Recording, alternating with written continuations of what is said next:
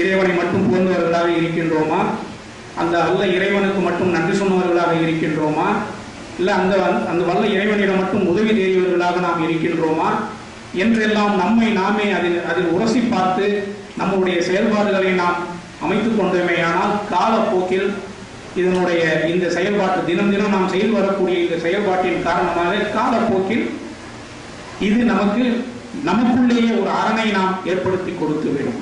அப்படி ஒரு அரணை நாம் பெற்றுக்கொள்வோமேயானால் எதிர்காலத்தில் வரக்கூடிய எந்த விதமான டெக்னாலஜிக்கல் இம்ப்ரூவ்மெண்ட் எது வந்தாலும் சரி, அதில் இருந்து தீமையை ஓரிக்கு தள்ளி நன்மையை மட்டும் பெற்றுக்கொள்ளக்கூடிய மனிதர்களாக, சமுதாயமாக நமக்கு பின்னால் வரக்கூடிய சமுதாயத்தையும் நாம் மாற்றிக்கொள்ள முடியும், மாற்றிக்கொள்ள வேண்டும். அந்த கடமை எல்லோருக்கும் இருக்கின்றது. அன்புக்குரிய சகோதரர்களே, இன்னொரு விஷயத்தை நான் இங்கே சொல்லிக்கொள்ள ஆசைப்படுகின்றேன். ஒரு காலத்திலே சமுதாயம் வேலையாக இருந்தது.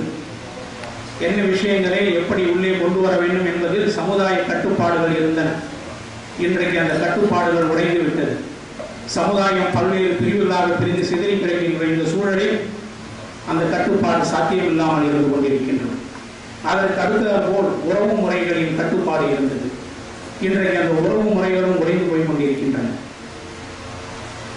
இவைகளெல்லாம் தாண்டி வெறும் குடும்பம் என்று இருக்கக்கூடிய அந்த ஒரு சிறிய கட்டுப்பாட்டிற்குள்ளும் இன்றைக்கு பிரச்சனைகள் வந்து கொண்டிருக்கின்றன.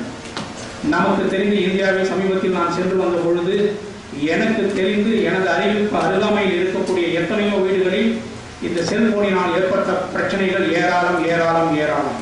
எத்தனையோ பேர் தங்களுடைய குடும்பங்களை அங்கே வைத்துவிட்டு இங்கே வாழ்ந்து கொண்டிருக்கின்றீர்கள். தயவு செய்து இதிலே கவனம் எடுத்துக் கொள்ளுங்கள். செல்போன் நன்மைகளுக்கு செயல்படுவதை விட தீமைகளுக்கு தான் அதிகமாக செயல்பட்டுக் கொண்டிருக்கிறது.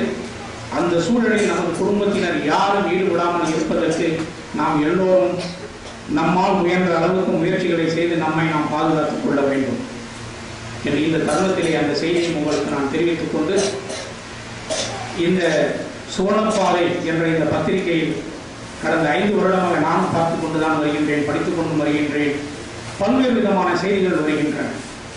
இது ஏதோ வெறும் மார்க்க செய்திகளை மட்டும் நம் இடத்திலே கொடுப்பது மட்டுமல்ல, இதில் இருக்கக்கூடிய பலவிதமான செய்திகள் மிகவும் இன்றைக்கு எடுத்து பார்த்தாலும் சரி, இதை நான் ஒரு ஆலோசனையாக கூட உங்களுக்கு எல்லாம் சொல்ல இருக்கின்றேன்.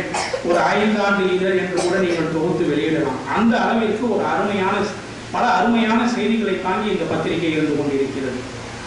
அது தொழுகையின் சட்டங்களாக இருந்தாலும் சரி, நோன்பினுடைய சட்டங்களாக இருந்தாலும் சரி, சொர்க்கத்தினுடைய அமைப்புகளாக இருந்தாலும் சரி, அதனுடைய பெயர்களாக இருந்தாலும் சரி, இதையெல்லாம் தாண்டி பிளாஸ்டிக்கினால் வரக்கூடிய நன்மை தீமைகள், வௌவால், பல ஏகப்பட்ட விஷயங்களை சுமந்து இந்த பத்திரிகை வந்திருக்கிறது. எத்தனையோ செய்திகள் மிக அருமையான, என்றைக்கு இருந்தாலும் படிக்கக்கூடிய பல செய்திகள் இதில் இருக்கின்றன. இது வெறும் இன்றைக்கு குறைந்த அளவிலே இது சர்க்குலேஷன் செய்யப்பட்டாலும், இது இன்ஷா அல்லாஹ் இதற்கான சரியான வழிமுறையை நீங்கள் கண்டுபிடித்து இன்னும் அதிகமாக இதனுடைய சர்க்குலேஷன் செய்வதற்கு இந்த குழுவினர்கள் முயற்சி செய்ய வேண்டும் என்று கூறுவதோடு இன்னொரு ஆலோசனையும் நான் சொல்ல இருக்கின்றேன். முடிந்தால் முயற்சி செய்யுங்கள், நானும் உதவி செய்கின்றேன். இதில் வரக்கூடிய அத்துணை கட்டுரைகளையும் செய்திகளையும் ஒரு ஆடியோ ஃபைலாக மாற்ற முடிந்தால் நீங்கள் அதை ஆடியோ ஃபைலாக மாற்றி வெறும் ஆடியோவாக கூட விற்கலாம், சீடியாக விற்கலாம். என்னை போன்றவர்கள் அங்கங்கே பயணம் செய்யும் பொழுது காரிலேயும் மற்ற சாதனங்களையும் அதை பயன்படுத்தி எங்கள் போன்றவர்கள் கேட்டுக்கொள்வதற்கும் அது வசதியாக இருக்கும். அது மட்டுமல்லாமல் இன்றைக்கு பிரிண்ட் மீடியா என்பது ஒரு பாதிப்புக்குள்ளான ஒரு பிரிண்ட் மீடியா. ஏன் சொல்கிறேன் என்றால், பிரிண்ட் மீடியாவுடன் தொடர்புடையவன் நான். இரண்டாவது, இந்த விளம்பர உலகத்தில் நான் இருந்து கொண்டிருக்கின்றன. இதனுடைய இந்த பிரிண்ட் மீடியாவுடைய சருகள் எப்படி இருந்து கொண்டிருக்கிறது என்பதை நான் பார்த்து கொண்டிருக்கின்றேன். ஆக நாமளும் அதற்கு தகுந்தாற்போல் கொஞ்சம் வளர்ந்து ஒரு ஆடியோ ஃபைலாக சீடியாக நீங்கள் செய்ய முடிந்தால், தொழில்நுட்பம் தெரிந்தவர்கள் எல்லாம் இருக்கின்றீர்கள், அதையும் நீங்கள் செய்ய முடிந்தால் அதை ஆடியோ சீடியாகவும் விற்கலாம். ஏனென்றால் இந்த ஃபியூச்சரில் இன்னும் கொஞ்சம் நாளில் பார்த்தீங்கன்னா எல்லாமே பிரிண்ட் மீடியா எல்லாமே டிஜிட்டல் மீடியாவாக மாறுகின்றது. நீங்கள் இன்டர்நெட்டில் பார்ப்பீங்க, இல்லை அப்படின்னா ஒரு ஆடியோ ஃபைல், இல்லை விஷுவல் ஆடியோ இதில் பார்த்துக்குவோம். எனவே இது போன்ற ஒரு முயற்சிகளை எடுத்து இன்ஷா அல்லாஹ் ஃபியூச்சரில் நீங்கள் அதை செய்ய தொடங்கினீர்கள் என்றால், இன்றைக்கு பரவி இருக்கக்கூடிய சூழ்நிலை மட்டுமல்லாமல் இன்னும் அதிகமாக இந்த சுவனப்பாதை மாத இதழின் அறிமுகமும் இதனுடைய ஆக்கமும் இதனுடைய கருத்துக்களும் இதனுடைய நன்மைகளும் இன்னும் பல பேருக்கு சென்று சேர வேண்டும் என்று கூறி, எல்லாம் உள்ள இறைவன் இந்த வாய்ப்பினை வழங்கியதற்கு நன்றி சொல்லிக்கொண்டு இந்த குழுவினர் மேன்மேலும் தொடர்ந்து இது போன்ற நிகழ்ச்சிகளை நடத்துவது மட்டுமல்லாமல் இன்னும் பல நல்ல ஆக்கமுள்ள கருத்துக்களையும் அதன் மூலம் கொண்டு வர வேண்டும் என்று வேண்டிக் கொண்டு உங்களிடமிருந்து விடைபெறுகின்றேன். வாஹித் அல்ஹம்துலில்லாஹி ரப்பில் ஆலமீன்.